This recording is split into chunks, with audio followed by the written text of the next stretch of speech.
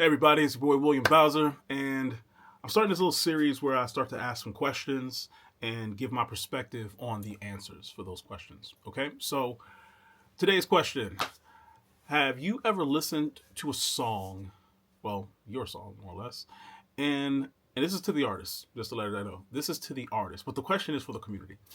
And have you ever thought everything sounds good, but it doesn't sound like expensive, right? And I kind of have like an answer slash a theory about that. So when we talk about records that sound expensive, they cover the entire gamut of how records are supposed to sound. So they sound clean, they're punchy, the vocals sit perfectly, they're controlled, it's not overly compressed, um, the saturation is really good. Again, harmonic distortion is just beautiful, and the depth of field just hits right.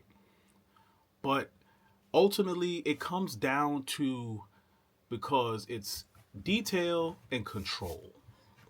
So all high end engineers are looking to make sure that their records translate, right? And that kind of helps lead in with the detail aspect. Whereas the control aspect is because we are using compression in ways that might not traditionally be how a compressor was meant to be used. And all these things lead up to the sound of modern records across all genres, okay? And then remember, this is also a team sport. So you can go from your tracking engineer to your mixing engineer to your mastering engineer. All of us have a hand and a role in why the records sound the way they do. You know what I mean? When you start up here and everyone keeps trying to raise the bar, you end up with an expensive sounding record. You know what I mean?